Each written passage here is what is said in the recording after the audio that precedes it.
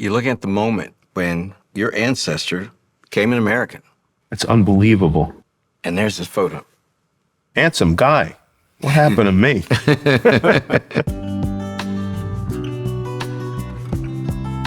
These are your immigrant ancestors. Yeah. These are the people who brought this part of your family to America. What's it like to meet them? I want to shake their hand and give them a hug and a kiss. They're schlepping, they're walking miles and miles and miles. This is what people do to get out of poverty. That 11-year-old boy is your father. Here he is arriving in the United States for the first time with his sister and his mother, your grandmother. What an amazing photograph. Just thinking about what those eyes had seen before taking this picture. Survivors.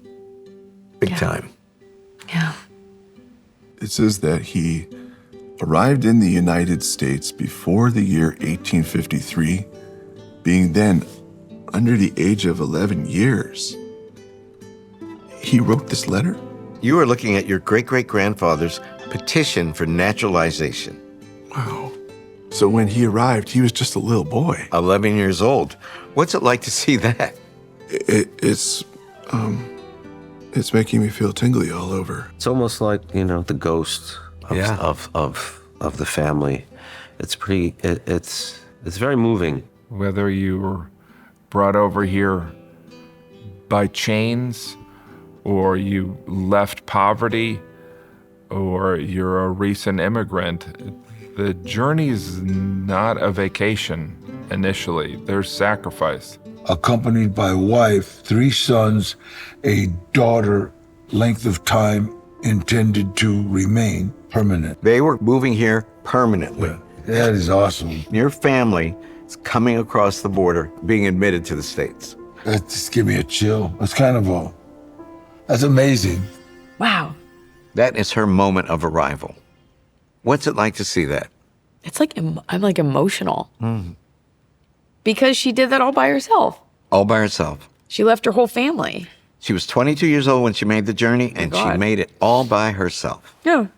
And guess what? She paid for her own ticket. Paid for her own ticket. You're looking at the moment that your grandfather declared his intention to become a citizen of the United States of America. Lawful admission for permanent residence in the United States was at San Ysidro, California, under the name of Lucian Lopez Burgos on September 10th, 1957.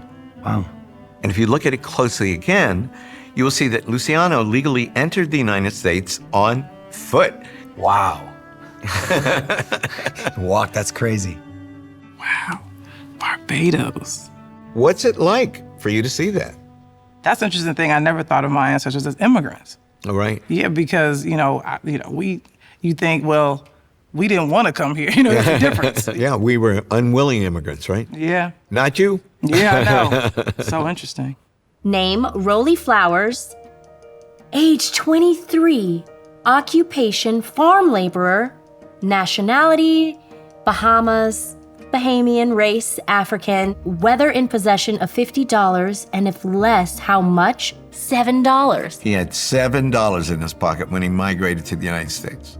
And he was by himself? He was all by himself. He arrived in this country alone at the age of 23. Oh my gosh, this is so cool! That's them coming to... Leaving for the United States together. Jeez. What's it like to see that?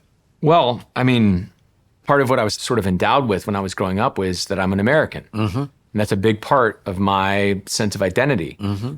And there's a kind of blurry fiction to the rest of, oh yes, somebody must have come here at some point. Right. But without the stories, to reference, how would you ever know? So to see that focus become sharp into a very specific thing, immediately my imagination is ignited, considering them as people. To see more incredible family history stories, click here. And thank you for watching.